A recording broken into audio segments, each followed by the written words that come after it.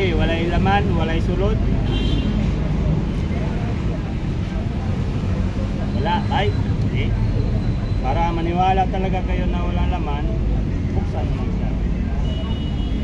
Walang laman, walay sulod. Okay. Nga bay. Bakong i-close. Maglagay ka ng 100 dito ba, hindi na babalik.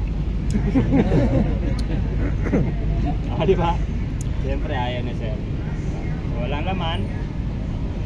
Ang gagawin natin sir, kukuha tayo ng laman. Anong gusto mo sir? Ahas, kalapati o elepante?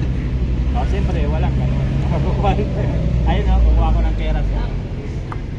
May laman na sir? Siyempre wala pa. Kasi hindi ko pa nakuha yung pera. Okay, sir. So wala pa yung laman. Di ba? Kukuha ko. Lagay mo yung cellphone mo ba? Hindi na babalik. Ngayon ha, ito ha. Kukuha na tayo ng laman. Oh. Tataas ko lang sa sir. Tingnan na rin. May laman na ba? Sigurado po kayo? Walang laman? Meron na. Wala talaga? Lagyan natin siya ng laman. Oh, may laman na sir eh.